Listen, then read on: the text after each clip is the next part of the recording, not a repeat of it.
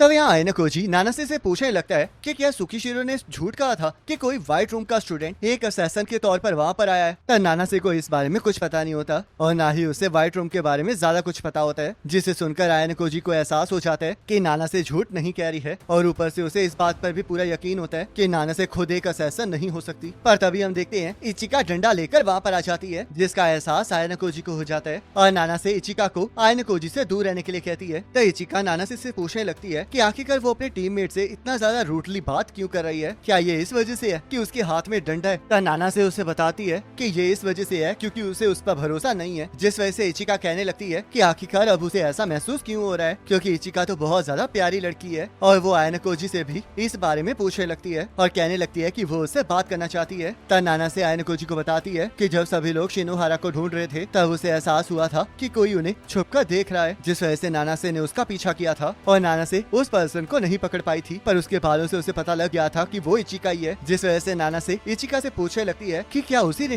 कोमिया और किनोशिता को हर्ट किया है। तब ये सुनकर इचिका हंसने लगती है और पूछने लगती है कि अगर उसने ऐसा किया भी है तो वो क्या कर लेगी। मैं ये जानना चाहती हूँ कि आखिरकार तुमने ऐसा क्यों किया है, और सबसे इम्पोर्टेंट बात तो ये है कि आखिरकार जीपीएस ट्रैकर में तुम्हारा नाम शो क्यों नहीं हुआ था। यहाँ पर अपनी प्रेजेंस को मिटाना ज्यादा मुश्किल बात नहीं है, क्योंकि आपको बस अपनी वॉच को डैमेज ही करना होता है। अब तुमने सुन लिया ना नानासे। आखिरकार तुम यहाँ पर क्या कर रही हो इचिका, और आखिरकार तुमने हमें ढूंढा कैसे है। जरा स्लो हो जाओ आयना कोजी, क्योंकि हम इसके बारे में बाद में बात करेंगे कि आखिरकार हमने एक दूसरे को कैसे खोजा है। माफ करना, पर मैं इस चीज को बहुत ज्यादा छोटा रखना चाहता हूँ, क्योंकि यहाँ पर बहुत तेज बारिश हो रही है। ऐसी बात है तो चलो फिर टेंट में इकट्ठे सोकर बातचीत करते हैं। तो इचिका आयना कोजी की तरफ बढ़ने लगती है, पर नाना से उसे रोक देती है, जिस वजह से इचिका कहने लगती है कि उसे बस आयना कोजी से बात करनी है, पर नाना से उसे दूर रह के बात करने के लिए कहती है। तो इचिका कहने लगती है कि वो ऐसा नहीं कर सकती, क्योंकि वो दोनों व्हाइट रूम के बारे में बात करने वाले हैं और वो नहीं चाहती है कि किसी आउटसाइडर को उनकी बात के बारे में पता लगे। तो नाना से इस वजह से कुछ भी नहीं कह पाती, जिस वजह से आयना कोजी और इचिका बात करने के लिए एक अलग जगह पर चले जाते हैं। मुझे माफ करना, शायद तुमने कहा है कि तुम व्हाइट रूम के बारे में जानती हो, पर फिर भी मैं इस बात को जानकर भी इस बात पर विश्वास नहीं कर सकता कि तुम व्हाइट रूम से हो, और वैसे भी तुम्हें तुम्हारी आइडेंटिटी रिवील करके क्या ही मिलेगा। मैंने ये इस वजह से किया है ताकि मैं आपको बता सकूं कि मैं आपकी दुश्मन नहीं हूँ। इसे हजम करना थोड़ा मुश्किल है, क्योंकि व्हाइट रूम से एक असैसन को मुझे एक्सपेल करने के लिए यहाँ पर भेजा गया है। तो इसलिए अगर तुम ये कहोगी कि तुम मेरी दुश्मन नहीं हो, तो ये लॉजिकल तो पॉसिबल नहीं है। मुझे पूरा यकीन है कि सुकीशिरो को लगा होगा कि व्हाइट रूम का स्टूडेंट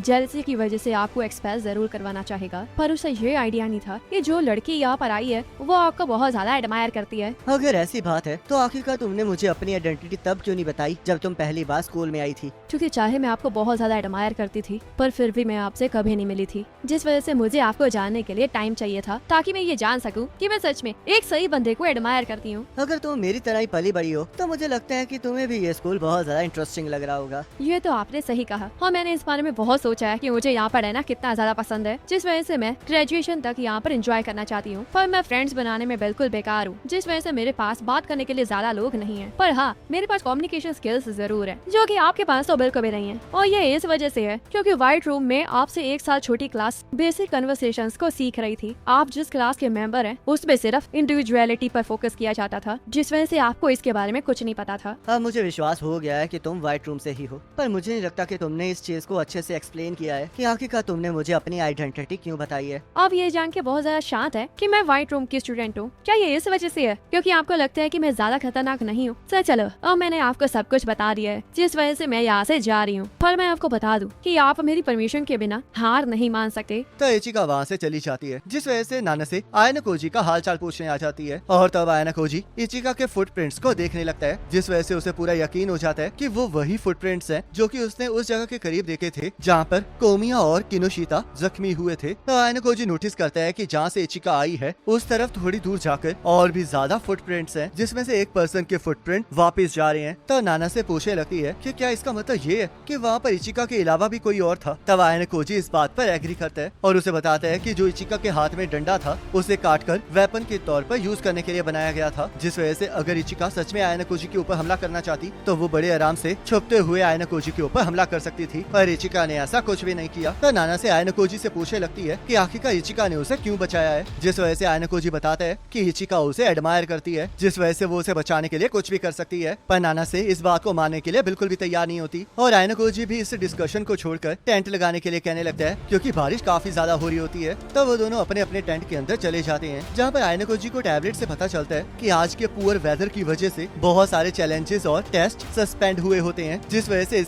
का बेनिफिट फाइनल डे को होने वाला होता है, क्योंकि उस दिन रिवॉर्ड पॉइंट्स डबल होने वाले होते हैं, ताकि सभी लोग आज के पॉइंट्स ना कमाने का फायदा उठा सकें। तो अचानक से नाना से आयनकोजी से मिलने वहाँ पर आ जाती है, जिस वजह से आयनकोजी उससे पूछने लगता है कि आखिरकार वो इतनी बारिश में उससे मिलने क्यों आई है, और नाना से उसे बताती है कि उसे पूरा यकीन है कि इचिका ने ही कोमिया और किनोशिता को धक्का दिया है, पर उसे समझ में नहीं आ रहा है कि आखिरकार आयनकोजी को इस बात पर भरोसा क्यों नहीं है। हमारे पास अभी ऐसा कोई तरीका नहीं है जिससे कि ये साबित हो सके कि इचिका ने ही उनके साथ वो किया है, पर अब मुझे थोड़ा बहुत ये पता लग गया है कि आखिरकार कौन सा पर्सन किस टेबल का इस्तेमाल कर रहा है। टेस्ट के 6th डे पर जब जीपीएस सर्च की रिस्ट्रिक्शन खत्म हुई थी, तब मैंने 10 सर्चेस किए थे, और इससे हम पता लगा सकते हैं कि आखिरकार बाकी स्टूडेंट्स की लोकेशन है क्या। पर क्या इस चीज पर 10 गेम पॉइंट्स को स्पेंड करना सही है? ये सच है कि हर जीपीएस सर्च पर एक गेम पॉइंट लगता है, पर एक सिंगल यूसेज ज्यादा इफेक्टिव नहीं होती है, जिस वजह से रिपीटेड सर्च करने की वजह से मुझे वो पैटर्न दिखाई देने लगे हैं जो मैंने पहले नोटिस नहीं किए थे। जैसे कि यहाँ पर देखो,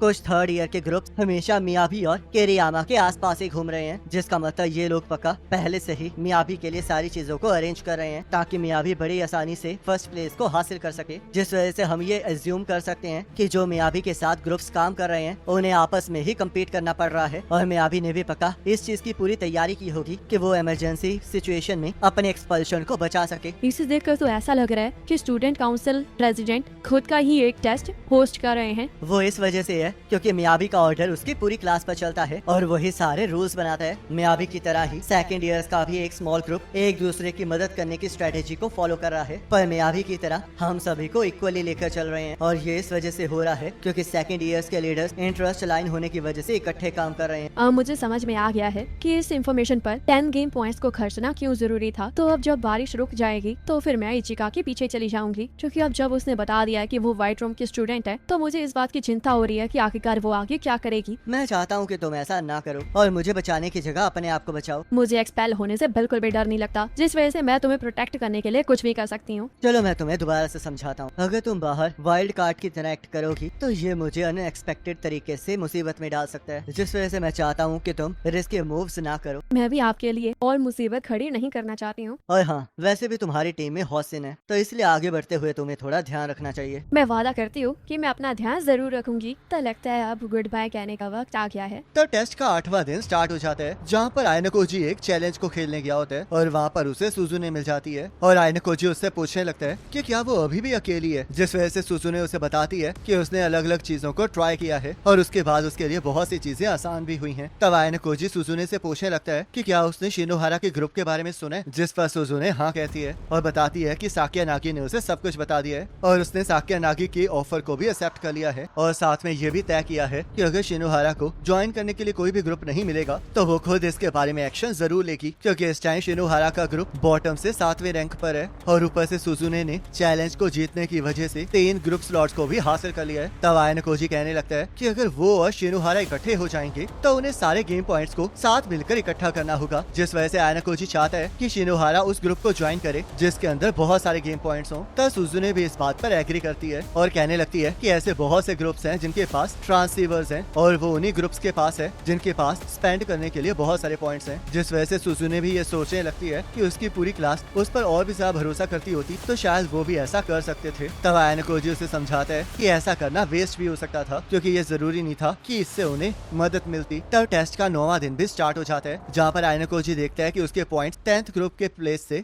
बस थोड़े से ही पीछे हैं, और वो ऐसा जानबूझकर कर रहा होता है क्योंकि अगर वो टॉप 10 में आ जाएगा तो बहुत से दुश्मन उसे रोक नहीं आ सकते हैं, जिस वजह से वो अपनी प्लेसमेंट को बनाए रखना चाह रहा होता है और जल्द से जल्द साकिया नागी से बात करना चाह रहा होता है। तब आयनकोजी D5 एरिया में पहुंच जाता है, जहाँ पर पहले से ही किसी ने टेंट लगाया होता है, और आयनकोजी बाहर खड़े होकर आवाज देने लगता है, पर उसे टेंट में से कोई आवाज नहीं आती, जिस वजह से आयनकोजी उसी के साथ अपना टेंट भी लगा देता है। तब हम देखते हैं वो दूसरा टेंट इबुकी का होता है, और उसे आयनकोजी के वहाँ होने से कोई प्रॉब्लम नहीं होती है, जिस वजह से वो वापस टेंट में चली जाती है। तब थोड़ी देर बाद आयनकोजी इबुकी से मिलने चला जाता है, और उसके टेंट के अंदर घुसते ही देखता है कि वो कुछ खा रही है, जिस वजह से वो उसके बारे में उससे पूछने लगता है तो इबुकी उसे बताती है कि वो जर्की खा रही है, जिस वजह से आयनोकोजी पूछने लगता है कि आखिरकार उसे वो कहाँ से मिली है, क्योंकि जो फूड मैनुअल उन्हें दिया गया था उसमें तो वो है ही नहीं, जिस वजह से इबुकी उसे परेशान करने से मना करती है। पर तभी इबुकी की हालत देखे आयनोकोजी उसके करीब चला जाता है और उसे एहसास हो जाता है कि इबुकी को डिहाइड्रेशन हो रही है, जिस वजह से वो पूछने लगता है कि आखिरकार उसने कब से पानी नहीं पिया है। पर इबुकी उसे कुछ भी बताने से मना कर देती है, जिस वजह से आयनोकोजी उसके बैग में वाटर बॉटल्स को ढूंढने लगता है, पर उसकी वाटर बॉटल्स एम्प्टी होती है और आयनोकोजी उससे पूछने लगता है कि आखिरकार वो कब से एम्प्टी है। पर इबुकी उसे फिर भी कुछ नहीं बताती है, जिस वजह से आयनोकोजी उसके ऊपर प्रेशर डालने लगता है और इबुकी उसे बताती है कि उसे पानी पिए हुए एक दिन से ज्यादा हो गया है और आयनोकोजी को उसकी चिंता करने से मना करती है, क्योंकि वो स्टार्टिंग पॉइंट पे जाके कभी भी वाटर बॉटल्स को ला सकती है। तब आयनोकोजी कहने लगता है कि स्टार्टिंग पॉइंट वहाँ से बहुत ज्यादा दूर है, जिस वजह से अगर वो रास्ते में गिर जाएगी तो वो एक्सपेल हो जाएगी। तभी इबुकी पानी को हासिल करने के लिए चैलेंजेस को जीतने के बारे में कहने लगती है, जिस वजह से आयनोकोजी उसे समझाता है कि वो चैलेंजेस में वाटर ना जीतने की वजह से इस हालत में पहुंची है। तब आयनोकोजी इबुकी को एक ट्रेड करने के लिए कहता है और उसे 2 वाटर बॉटल के बदले में फूड को एक्सचेंज करने के लिए कहता है। तब इबुकी इसके लिए मना करने लगती है, जिस वजह से आयनोकोजी उसे समझाता है कि वो ये ऑफर दोबारा से नहीं रखेगा, जिस वजह से उसे अच्छे से सोच लेना चाहिए। और वैसे भी अगर वो डिहाइड्रेशन की वजह से ड्रॉप आउट हो जाएगी तो वो सुजुने से हार जाएगी। और आयनोकोजी ये भी कह रहा होता है कि उसके पास बहुत सारा पानी है, जिस वजह से उसे पानी की फिक्र नहीं है। तब सुजुने से हारने के बारे में सोचकर इबुकी इस डील के लिए मान जाती है, पर आयनोकोजी उसका आधा खाना मांग लेता है। तब पानी पी के इबुकी खुश हो जाती है और देखती है कि आयनोकोजी के पास सिर्फ एक ही वाटर बॉटल बची है, जिस वजह से वो पूछने लगती है कि क्या वो उसकी मदद करके उसे अपना कर्जदार बनाना चाहता है, जिस वजह से आयनोकोजी उसे समझाता है कि अगर उसने वो वाटर बॉटल देखी ना होती तो वो उसकी कर्जदार कभी नहीं बनती। और पूछने लगता है कि अब जब वो उसकी कर्जदार बनी गई है तो क्या वो उसका कर्ज कभी उतारेगी, पर इबुकी इससे मना कर देती है। तो टेस्ट के 10वें दिन आयनोकोजी E4 लोकेशन की तरफ जा रहा होता है, जहाँ पर उसे पता चलता है कि उससे पहले 3rd ईयर की स्टूडेंट फूका वहाँ पर पहुँच गई है और वो आयनोकोजी के आते ही उसे बुलाने लगती है। मुझे लगा था कि मेरे डेजिग्नेटेड एरिया में मुझे स्ट्रॉन्ग राइवल मिलेगा, तो क्यों वो तुम हो? मुझे इस बारे में नहीं पता है, क्योंकि चाहे हम लोग सेम एरिया में हो पर इसका मतलब ये नहीं है कि हमारा टेबल भी सेम है। वैसे मुझे लगा था कि आपको टॉप 10 में आने में बिल्कुल भी इंटरेस्ट नहीं है, पर इस मॉर्निंग तो आप अचानक से 9th रैंक पे पहुंच गई हैं। इस टेस्ट में मुझे बहुत ज्यादा मजा आ रहा है, इस वजह से मैं एक बच्चे की तरह एक्साइटेड हो गई और अब मैं इसी पेस से आगे बढ़ने वाली हूँ। क्या आप नंबर 1 पोजीशन तक पहुंचना चाहती हैं? टॉप 3 स्लॉट्स पहले ही खून खराबे के लिए तैयार है, पर हाँ अगर मियाबी और कोएनजी में से कोई नीचे गिरने लगता है तो मैं इसके बारे में सोच सकती हूँ। मुझे नहीं लगता कि अभी ऐसा कुछ हो सकता है। क्या तुम्हें सच में लगता है कि मियाबी कोएनजी को फर्स्ट पोजीशन पर रहने देगा? और वैसे भी एक सिचुएशन ऐसी जरूर आएगी जहाँ पर दोनों को ही और ज्यादा गेम पॉइंट्स हासिल नहीं होंगे, जिस वजह से वो एक दूसरे से जरूर लड़ेंगे। अपने अपोनेंट को हराना भी इस टेस्ट में बहुत ज्यादा इम्पोर्टेंट है, तो ऐसा तो होगा ही। तो आयनोकोजी, तो क्या तुम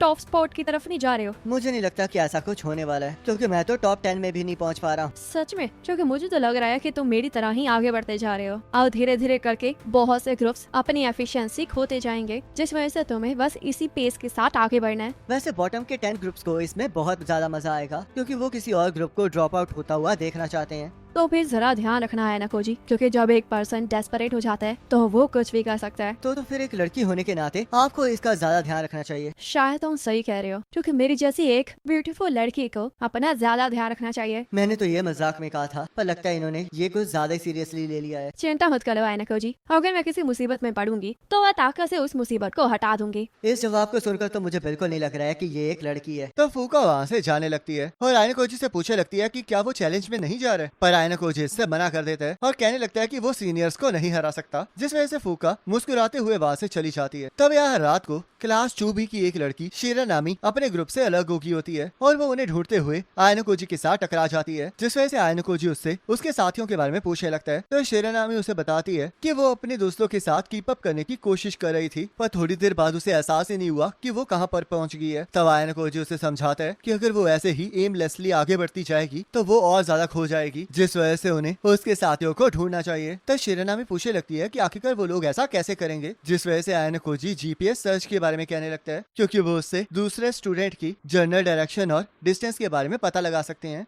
तब आयनोकोजी और शिरानामी इकट्ठे मिलकर शिरानामी के ग्रुप की तरफ जाने लगते हैं, जिस वजह से शिरानामी उससे पूछने लगती है कि आखिरकार वो उसकी मदद क्यों कर रहा है। तब आयनोकोजी उसे समझाता है कि ये टेस्ट अलग अलग ईयर्स के बीच में भी है और ऊपर से वो इचिनोजे के क्लास में है, जिस वजह से वो उसे अकेला नहीं छोड़ सकता है। तो ये सुनकर शिरानामी पूछने लगती है कि क्या उसके और इचिनोजे के बीच में कुछ चल रहा है, पर आयनोकोजी इससे मना कर देता है। पर तभी शिरानामी के ग्रुप के लोगों की आवाज आने लगती है जो कि उसे ढूंढ रहे होते हैं और शिरानामी भागते हुए अपने दोस्त को गले लगा लेती है। तो शिरानामी का एक साथी ताकेमोटो आयनोकोजी को इसके लिए थैंक यू कहता है और आयनोकोजी उससे पूछने लगता है कि क्या उसके पास ट्रांसीवर है, क्योंकि ताकेमोटो क्लास ए से बिलोंग करता है और हम देखते हैं उसके पास ट्रांसीवर होता है, जिससे कि आयनोकोजी साकेनागी से बात करने लगता है और उससे एक फेवर मांगता है। तब साकेनागी भी इसके लिए तैयार हो जाती है क्योंकि आयनोकोजी ने उसके क्लास के ग्रुप की मदद की होती है। और इसी के साथ ये एपिसोड खत्म हो जाता है। अब नेक्स्ट एपिसोड का लिंक आपकी स्क्रीन पर आ रहा होगा, उस पर क्लिक करके अगले एपिसोड को देख सकते हो।